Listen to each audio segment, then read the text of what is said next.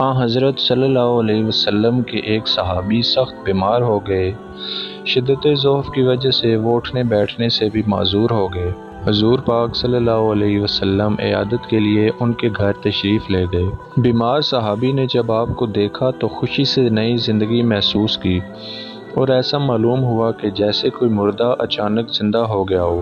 اس صحابی نے کہا، زہ نصیب، اس بیماری نے تو مجھے خوش نصیب کر دیا، جس کی بدولت میرے غریب خانے کو شاہ دو عالم صلی اللہ علیہ وسلم کے پائے اقدس چومنے کی سعادت حاصل ہوئی۔ اے میری بیماری، تجھے مبارک ہو، بسبب تمہارے اس وقت نبی پاک صلی اللہ علیہ وسلم میری عیادت کو میرے پاس تشریف لائے۔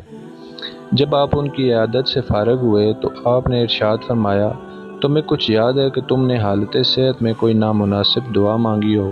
انہوں نے کہا، مجھے کوئی یاد نہیں آتا کہ کیا دعا کی تھی۔ تھوڑے ہی وقفے کے بعد حضور صلی اللہ علیہ وسلم کی برکت سے ان کو وہ دعا یاد آ گئی۔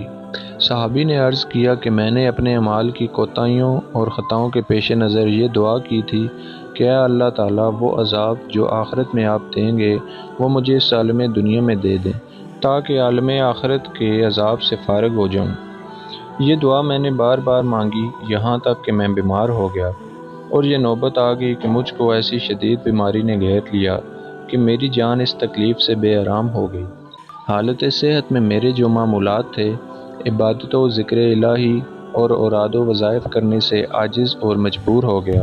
برے بھلے اپنے بیگانے سب فراموش ہو گئے۔ اب اگر آپ صلی اللہ علیہ وسلم کا روئے اقدس نہ دیکھتا تو بس میرا کام تمام ہو چکا تھا۔ آپ کے لطف و کرم اور غمخواری نے مجھ کو دوبارہ زندہ کر دیا ہے۔ اس دعا کو آپ نے سن کر ناراضگی کا اظہار فرمایا اور منع فرمایا کہ آئندہ ایسی نامناسب دعا مت کرنا۔ یہ آداب بندگی کے خلاف ہے کہ انسان اپنے مولا سے بلا و عذاب طلب کرے۔ انسان تو ایک کمزور چیونٹی کی مانند ہے، اس میں یہ طاقت کہاں کہ آزمائش کا اتنا پہاڑ اٹھا سکے۔ صحابی نے عرض کی، اے شاہ دو عالم صلی اللہ علیہ وسلم، میری 1000 بار توبہ کہ آئندہ میں ایسی بات زبان پر لاؤں۔ میرے ماں باپ آپ پر قربان، اب آئندہ کے لیے میری رہنمائی فرمائیں۔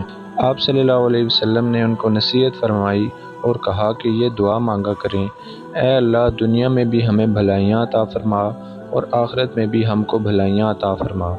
خدا تمہاری مصیبت کے کانٹوں کو گلشن راحت میں تبدیل کر دے، آمین۔